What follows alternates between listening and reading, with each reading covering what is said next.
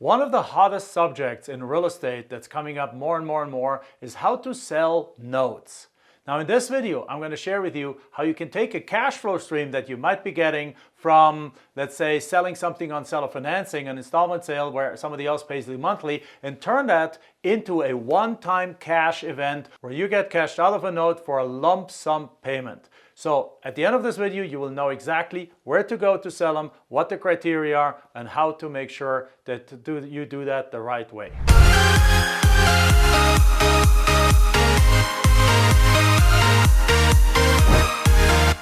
Creating notes and selling notes is one of the most fun part of real estate investing.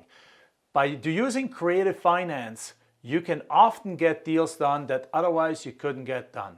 And one of the ways that creative finance, or one of the aspects of creative finance, is using seller financing. So you can be seller financing on the buying side, but in this video particularly we're talking about seller financing on the selling side.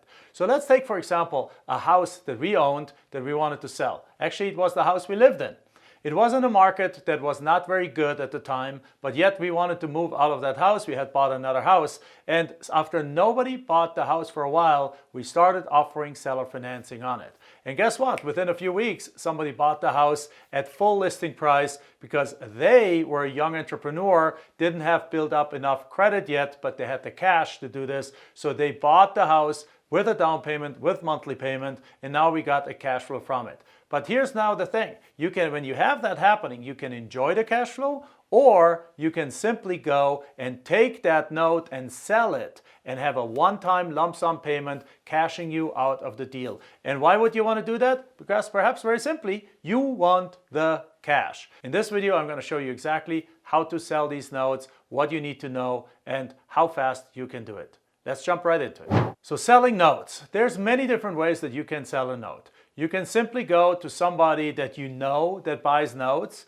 and that is interested in the asset class that you have, whether it's a house or a piece of land or a multifamily property or anything like that. Or you can go also on a professional network and sell the notes over there. Particularly in our environment where we're dealing more with land than we're dealing with houses, there's actually also some vendors in our universe that what they're doing is they're putting together weekly, almost like Shark Tank-like investor pitch events where there's a bunch of investors that are looking to buy notes, and you get to come in and you get to pitch your note to those investors. And if they're interested in that note, they then contact you, they work out the terms, and they buy that note. And as I mentioned though, the fastest way to sell a note is to take your note onto a professional network. But let's take a step back and let's talk about simply again, what is a note? A note is very simply an agreement between a buyer and a seller that allows the buyer to, instead of having to come up with all the money for the product at one time, allows them to pay off that product over a certain amount of time. Notes are very common. I guarantee you, you've probably done some and have some perhaps in your name right now.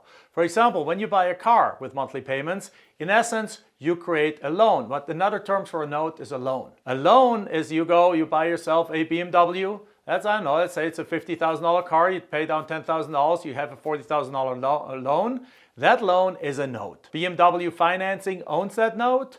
You owe the money. You pay your monthly payments of $800 or whatever it is to BMW financing, and over a bout of 7-8 years, you pay that loan back.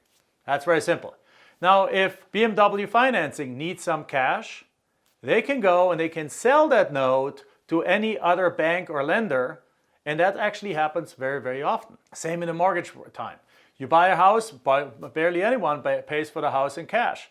You buy a $500,000 house, let's say you put $100,000 down, this is just a numbers example, and you have a $400,000 mortgage, right? You pay, let's say, $2,000 a month monthly payment. With the current interest rates, it's probably more like $3,000, but let's say you pay $25,000. Let's pick the number in the middle. You pay $2,500 monthly payment. Wonderful, that's the cash flow that goes to the lender. If that lender wants to be cash out of their $400,000 note, they can sell that to another bank. Happens all the time. If you own your own house, probably every 2 years or so, you get a letter that says, oh, your loan was sold to the next bank, and then you just make payments to another bank. Well, this is what the big institutions are doing, but you can do the exact same thing. As a matter of fact, we operate in the land and lot space. In the land and lot space, banks simply don't lend on land. As a result, when we sell land, very, very often the buyers, let's say you have a $50,000 piece of land that you want to sell for $50,000. Most buyers don't have $50,000, but most do have $10,000 and the ability to pay $500 a month. So when you do that, very simply, you create a note. You allow somebody to pay the difference between the sale price and the down payment. That's the note. You allow them to pay that to you in monthly payments. Now, in order to sell the note, there's a few criteria that need to be fulfilled. The first criteria is that a note buyer wants to make a minimum return on their money. So if a note buyer is willing to buy a note for $40,000, then they want that note to typically make them at least 15% per year. Now that 15% as a return of investment compared to the $40,000 investment is what's called the yield. So the note buyers wants to have a yield of at least 15%. The second thing is that the note buyers, they don't want to buy a $40,000 note on a piece of land that is worth $40,000. Because in that case, they would buy it at a 100% loan to value ratio. That's never going to happen. A note buyer always wants to make sure that if the loan goes bad, if the borrower stops making monthly payments and they have to foreclose on the land or on the house, that they can turn around and sell that thing again and actually recoup their money.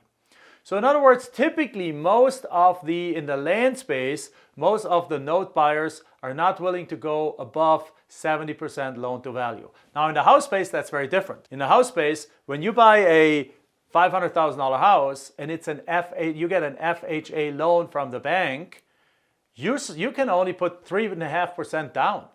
So literally you can get a $470,000 or $480,000 loan on that. And the bank though is willing to do that because FHA is a Federal Housing Association or whatever administration.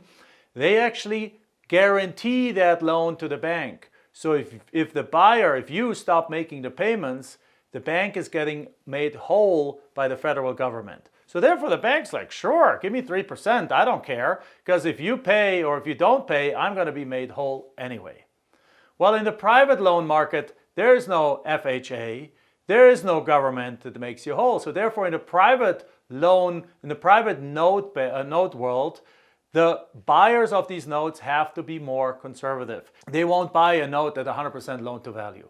So if a piece of land or if a house is worth $500,000 and you owe or you hold a note that's a $480,000 note, nobody's going to buy that thing for $480,000. People are going to want a discount because in case that note goes bad, they don't want to be stuck with a piece of real estate that after they sell it, they actually lose money. So as a ballpark, in the real estate investment world, a loan to value of 70% is pretty much an acceptable number. And again, it varies different by a few factors.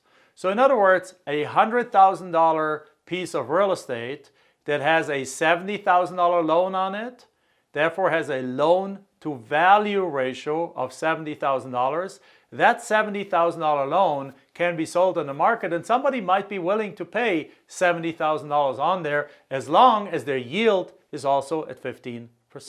The next factor is, very important, is that the borrower cannot have late payments. So the quality of a note is determined, number one, by the credit, which is the next item, of the borrower. If the borrower has good credit, great, you can sell the note for more. But also it's really by the history of the note. So once a note is a few months old, in other words, another word for that, once the note is aged, basically, then you can show the history of payments. And if that borrower, pays every single month on the first like clockwork, that enables you to sell that note for more money because there's less risk in it. If you have a borrower that pays late every single month and sometimes doesn't pay and then catches up in 2 months, there's a high likelihood that that borrower will default at some point of time. It's a risky borrower. As a result, buyers of these notes often don't want to buy these notes, or they're only going to buy these notes at a very, very steep discount. All right, so if your note checks all the boxes, then it's a great candidate to actually sell it on a platform or sell it on the secondary market. Let's quickly go look to an example of how that looks like. The example I'm going to use is a land loan. Again, we do a lot of land, but the exact same numbers apply for houses. So let's look at a land loan where, let's say you sold a piece of property for $50,000. You sold it for $50K. Right? Let's say it's worth $70K. So the value is $70,000. So you sold it for $50K. So right here is a little discount. And now what happens on top of it, you sold it for 50. Now what happens on top of that is you now actually received a $10,000 down payment. That was the down payment of $10,000. So you have a a loan equals note of $40,000. Okay, so far so good. Let's say you on top of it charged on that loan a 15% interest rate, which by the way in the land space is very, very normal. Even banks right now charge between 10 and 13%. So you charging a 15% interest rate on a loan that you only got a 20% down payment is actually very, very reasonable. So now in this scenario, the monthly payments on that loan might be $500 a month, but $500 a month is split up between interest and principal. So each month, and that's one of the key features of loans. As a matter of fact, if you look at it, if this is a loan is typically paid off like this.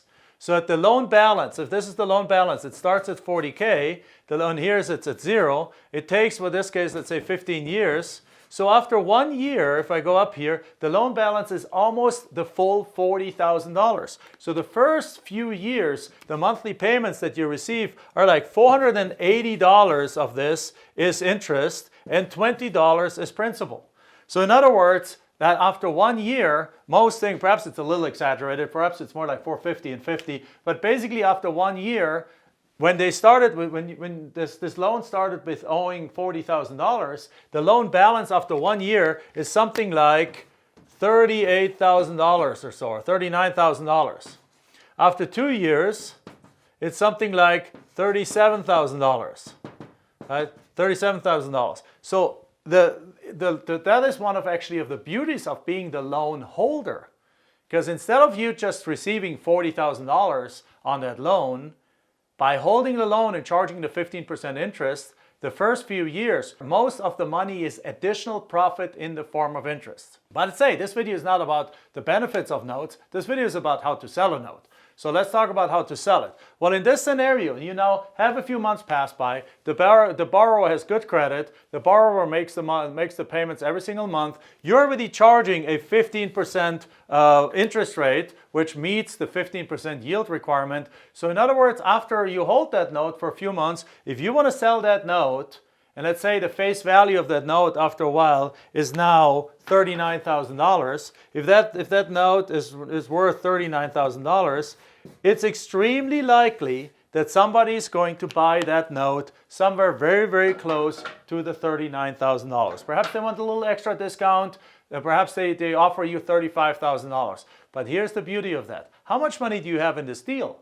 Well, if you follow our strategy, you might have bought this property for $15,000 or $10,000, and you gotten a $10,000 down payment. You're almost out of money. You have very little money in that deal, and when you now sell a note, you get a one-time big fat check for $35,000, $37,000 or so bringing a huge amount of profits into your account. Now, what are some of the platforms that you actually sell these notes in? One of the platforms that we like the most is actually called PaperStack. And yes, we're going to link it into the description below here so you can click right there and check them out.